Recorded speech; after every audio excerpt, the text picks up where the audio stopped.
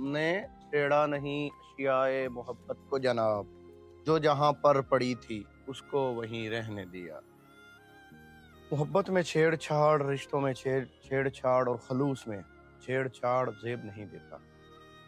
جو جہاں چھوڑ کے چلا جائے اس کا حصہ اس کی ذات کو وہیں رہنے دینا چاہیے۔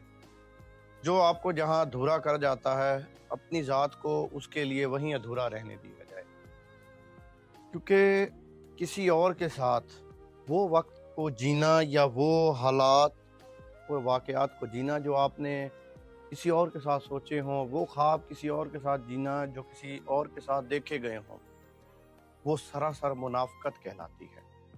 اور منافقت بڑی ہی رذیل چیز ہے، یہ انسان کو بے شرم اور بے حیا بنا دیتی۔ اس لیے جس سے محبت کی جائے وہ محبت اسی سے کی جائے۔ مجبوریاں، لا حاصل رشتے ہر انسان کی زندگی کا حصہ ہے۔ کچھ لوگ ایسے ہوتے ہیں جو نہ چاہتے ہوئے بھی آپ کی زندگی سے چلے جاتے ہیں۔ ظاہر ہے ان کے ساتھ آپ نے کئی خواب دیکھے، کئی باتیں سوچی، کئی معاملات سوچے۔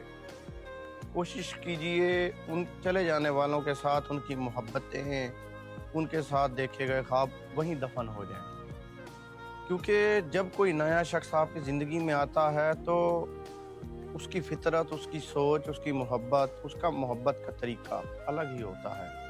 اللہ رب العزت فرماتے ہیں کہ ہم نے ہر شخص کو ایک خاص فطرت پہ پیدا کیا، تو ہم ان معاملات میں چھیڑ چھاڑ کرنے والے کون ہوتے ہیں؟ ہم اگر کسی ایک شخص کی محبت اور ادھوری محبت، ادھورے جذبات، ادھورے خوابوں کو کسی دوسرے پہ مسلط کریں گے، ظاہر سی بات ہے بگاڑ پیدا ہوگا، اور اس بگاڑ کی وجہ سے آپ کی اپنی ہی نہیں، جس شخص سے آپ محبت دوبارہ کرنے لگے ہیں یا مجبوراً وہ آپ کی زندگی میں شامل ہو ہی گیا ہے، آپ اپنے ساتھ اس کی زندگی کو بھی اجیرن بنا دیتے ہیں۔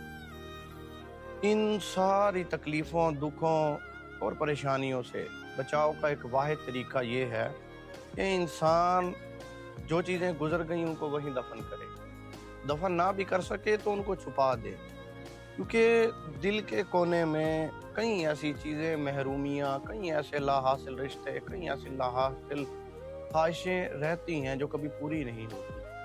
ضروری نہیں کہ ہر خواب جو دیکھا جائے وہ پورا ہو، ضروری نہیں کہ جو بات سوچی جائے وہ پوری ہو، ضروری نہیں کہ جو محبت کی جائے وہ پوری ہو، ضروری نہیں کہ جو شادی کی جائے وہ بھی کامیاب ہو، لیکن اس کے ساتھ یہ بھی ضروری نہیں کہ آپ چھوڑ جانے والوں کا غم، ان کی دی گئی تکلیف کو آگے لے کر چلیں۔ جو دکھ آپ کو کسی اور نے دیا وہ دکھ آپ کسی اور کے اوپر مسلط کریں۔ یہ سب چیزیں ایک ایسے دکھ کو جنم دیتی ہیں جو آپ کو اندر ہی اندر کھا جاتا ہے، اور جو چیزیں آپ کسی کو بتا نہیں سکتے، کسی سے بیان نہیں کر سکتے، وہ آپ کو کھا جاتی ہیں، آپ کو اندر ہی اندر دیمک کی طرح چاٹ جاتی ہیں۔